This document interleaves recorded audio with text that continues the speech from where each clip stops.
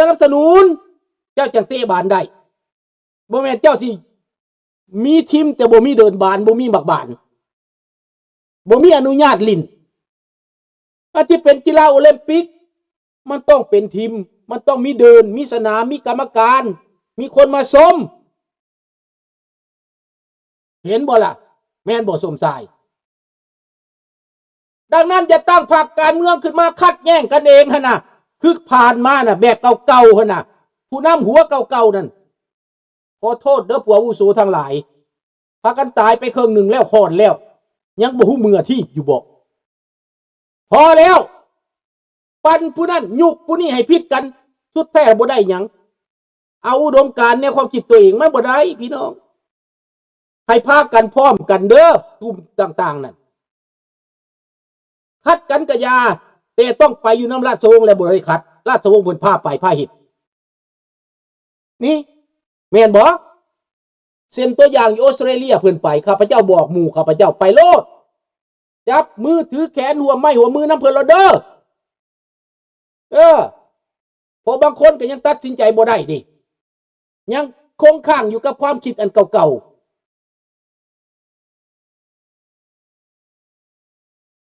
หัวมือแล้วเฮาสิได้เจ้าฟ้าใสมาด้วยเหตุใดด้วยวิธีใดเจ้าต้องรู้จักเด้อหลานแบล็คแคนลาวการรวมมือความสามัคคีคือความสำเร็จ together ensemble เนี่ยจังบ่จะมีผู้นำแล้วนะจะไปเว้าน้ำผู้ใดเขาก็เสื่อฟังจะไปเว้าน้ำผู้ใดเขาก็เห็นดีน้ำขั้นเจ้าไปเท่ากอก็ไปเท่างอก็ไปเท่าซอก็ไปเท่าล้อก็ไปเถียงกันอยู่หั่นบ่มีทางเขาสวยเจ้าคันเบิดทุกคนบอกว่าผู้ใดเป็นตัวแทนเจ้าฟ้าทรายสุริวงศ์สว่างคันเขาเว้าเรื่องปัญหาก็เป็นพระองค์เป็นคนตัดสินใจทุกคนมอบหน้าที่ให้พระองค์แหละเชื่อพระองค์แล้วเห็นบ่มันง่ายกว่าเด้อันนั้นแหละเฮาได้เพิ่นมาเฮาอยากได้เพิ่นเฮาก็ต้องให้เพิ่นก็ได้ใจเฮาส่วนตัวหรือว่าอยากได้เจ้าไปครอบครองเองบะบางคนอยากบางคนตั้งพรรคการเมืองขึ้นมาแล้วอยากให้ราชวงศ์นี่มาเป็นหัวหน้าพรรคตัวเองบ่ได้พี่น้องราชวงศ์บ่แม่นหัวหน้าการเมืองบ่แม่นพรรคการเมืองเพิ่นมาแก้ไขปัญหาลาวเพิ่นมาเรียกร้องประชาธิปไตยให้ทุกพรรคการเมืองมีเดินมีสนามลิ้นก็เหมือนอย่าง CEO ของพวกโอลิมปิกนี่นะเขาไปสร้างเดินไว้ทั่วโลกเพื่อให้พวกนักกีฬาทั่วโลกได้ไปลิ้นทุกประเทศได้ไปลิ้นราชวงศ์ลาวก็เหมือนดังสร้างประเทศลาวเป็นประชาธิปไตยแล้วให้คนลาวมาแข่งขันกันพัฒนาการเมืองนี่แหละเขาได้เพิ่นน่ะ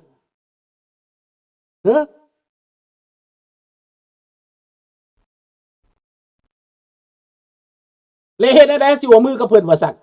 เอ้าหัวมือกับสิย่างยังเห็นดีน้ำเพิ่นลุงว่าอยู่ไสก็อยู่หันแหละไปน้ำลุงนี่ก็ได้หรือว่ามีผู้ใดอีกที่ว่าเหนืออันพวกเจ้าเสือกว่าลุงก็ไปน้ำข้าเจ้าก็จะไปน้ำราชวงศ์ถ้าข้าเจ้าบ่ไปน้ำราชวงศ์ก็แปลว่าบ่แม่นได้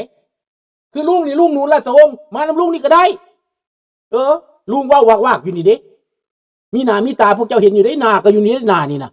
บ่ได้หนีไปใส่ได้เห็นหน้าทุกมือได้เว้าจากใจได้นี่ได้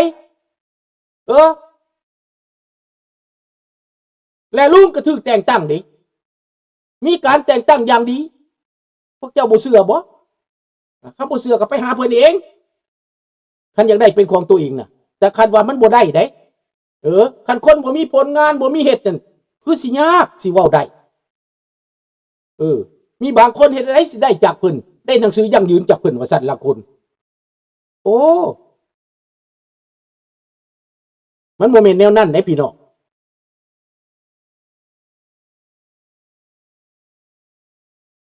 ราชวงศ์บ่ได้เลือกข้างเพิ่นเลือกประชาธิปไตยข้างของเพิ่นเลือกความถูกต้องเลือกความยุติธรรมหลาน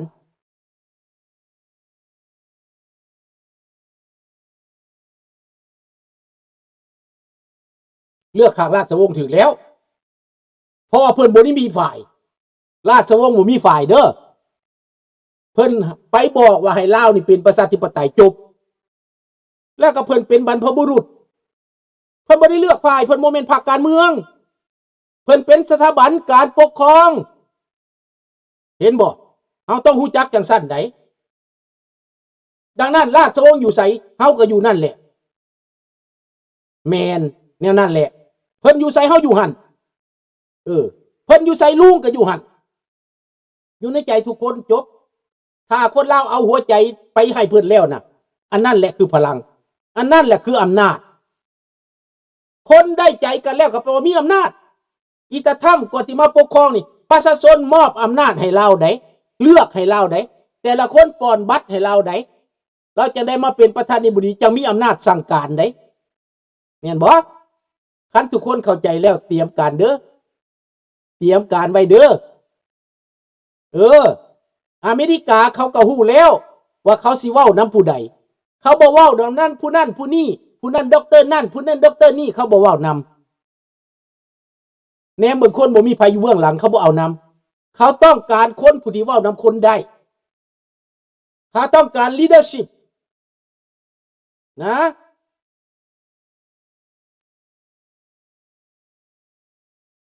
เพิ่นว่าalors kata Rawa comment le prince va-t-il procéder ou bien dira-t-il simplement réunissons-nous en toute franchise pour le moment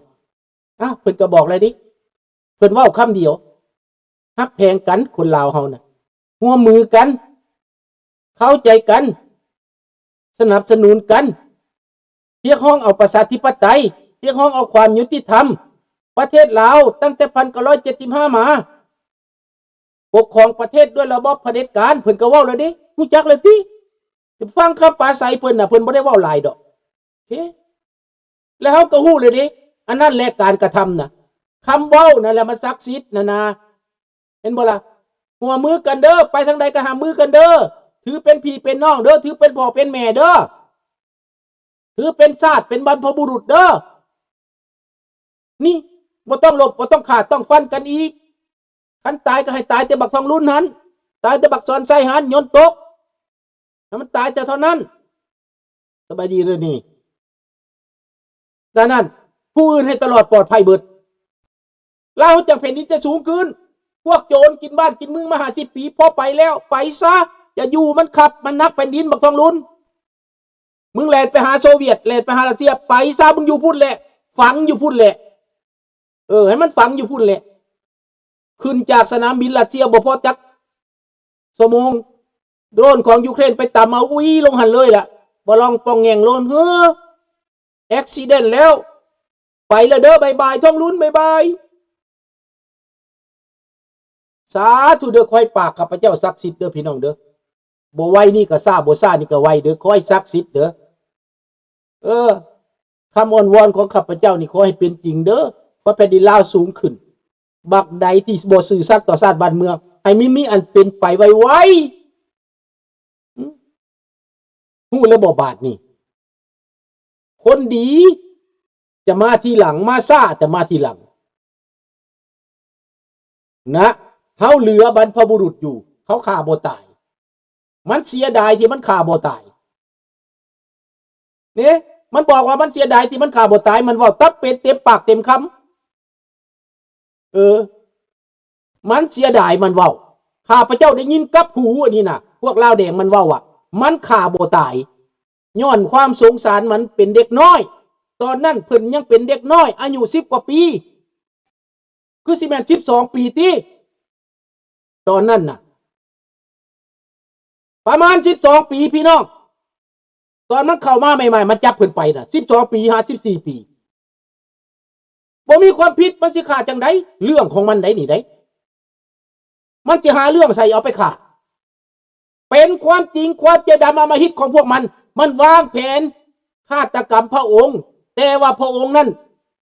น่าสงสารเมตตาหลายก่อนมันบ่กล้าเฮ็ดลูกน้องมันก็บ่กล้าเฮ็ดอันนี้มันเว้าเต็มปากเต็มคำข้าพเจ้าไปสืบสวนมาพี่น้องมันปรึกษาว่าสิล่อไปคอนหมอกในป่าก็เฮ็ดบ่ลง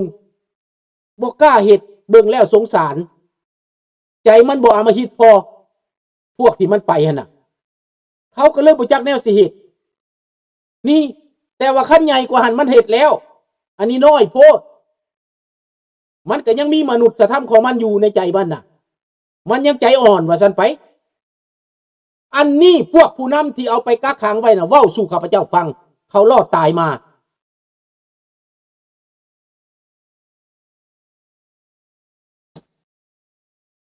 แล้วพวกเจ้าคิดว่าแนวใด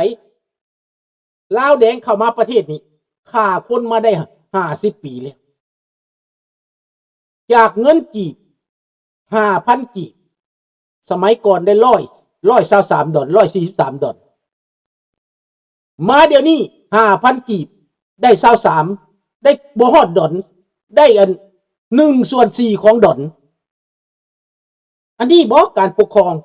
อันนี้บ่ผู้นำเศรษฐกิจอันนี้บ่พัฒนาจากเงินกีบที่มีเกียรติศักดิ์ศรีมาใส่บ่ได้ในโลกนี้จากเศรษฐกิจที่เป็นอยู่บ่มีผสมภาษีเดี๋ยวนี้คอดเนื้อเถือหนังจากประเทศที่เอ็มแพคอินแตกบ่มีการมั่างเพบ่มีการขุดค้นเดี๋ยวนี้ขุดค้นจนบ่เหลือจากป่าไม้เขียวสะอุ่ม 70% เดี๋ยวนี้เหลือแต่ 20% 17%จากประชาชนมีความสุขอยู่ดีกันดีกลับกลายมาเป็นประเทศลุกถึกผู้อื่นลุกลานไปเอาเจกเอาแก้วมาลุกลานประเทศตัวเองนี่บ่ผู้นำที่ดีข้าพเจ้าว่าสัวฟากหมาว้าวชัดเจนเด้อพี่น้องเด้อมันสัวฟากหมาบักทองรุ่นกับบักสอนใจแถมก็ไปอีเวียงทองหอยแห้งอีกตระกูลนี่นะเป็นตระกูลขายศาสตร์บ้านเมืองพี่น้องจากถือเกิดที่รถบักคำไตออกเข้ามาจากป่าใส่เกิดที่รถพี่น้องข้าพเจ้าเห็นกับตามันใส่เกิดที่รถเงินคำก็บ่มีเดี๋ยวนี้กลายเป็นมหาเศรษฐีมันเอามาแต่ใสยึดเอาของคนใส่อำนาจพิเศษค้าขายยาเสพติดให้อีดาวเฮืองดาวหอยเป็นผู้เฮ็ดนี่อีดาวเฮืองนี่หาเป็นหน้าม้าให้อีตาคำไตค่ายาเสพติดกับอีดาวเฮืองเป็นผู้เฮ็ดใส่ลูกน้องเฮ็ดใส่บักไส้สนะเฮ็ดเห็นบ่พี่น้องคนลาวเฮายังบ่ตื่นบ่ยังสิรับหูรับตาอยู่บ่ก็บ่จักสิเว้าสิใช้ภาษาหยังต่อไปบ่ฮู้แหละข้าพเจ้าบ่จักสิใช้ภาษาหยังภาษาตรงๆแบบนี้ก็ยังบ่เข้าใจนะก็สิฮึกสินาปานนั้นพุ่นบ่เห็นมากับตาก็สิฮึกสินาปานพุ่นบ่ยังฝันอยู่บ่เดี๋ยวนี้นะถึกล่างสมองมาบ่ได้ฟังเขาสอนเขาแนะนำเขาเฮ็ดทางบ่ดีก็ยังเชื่ออยู่บ่ยังอินอ้อยอยู่บ่ยังอ่อนซ้อนอยู่บ่นำคำโฆษณาหั่นน่ะ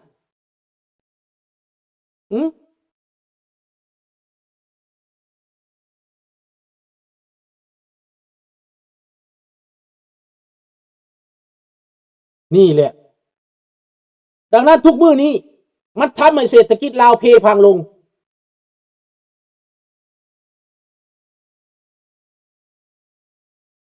นั่นแหละ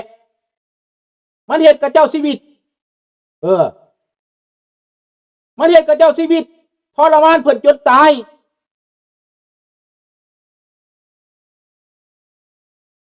ทรมานเพิ่นจนตายมันเฮ็ดเบิ่งดูเพิ่นบ่มีความผิดอำนาจเพิ่นก็เอาให้เพิ่นบ่ให้ทหารนี่หลบเพิ่นบ่ให้ทหารตอบโต้มันได้อำนาจมันก็ยังบ่ได้ขอบใจเพิ่นได้มันเอาประเทศลุ่มลงนรกลงเหวลงสู่ความหายนะทรยศต่อแผ่นดินทรยศต่อชาตินี่แหละข้าพเจ้าอยากให้คนลาวทบทวนสำนึกเบิ่งดูเฮาเกิดมานี่มีความสำนึกบ่มีใต้จิตสำนึกมีอยู่บ่ข้าพเจ้าว่าพวกเฮานี่ควรมีใต้จิตสำนึกได้ว่าเกิดมาเป็นคนนี่นะควรจะเอาท่าที่ใดควรจะเฮ็ดหยังความเห็นแก่ตัวเองนี่บ่ได้มีหยังดีดอกตายไปก็เน่าไปซื่อๆบ่มีผู้ใดเป็นคำดอกตายไปนะตายไปแล้วก็เน่าเปื่อยไปเหม็นคนเอาไปเผาทิ้งบ่มีหยังตายไป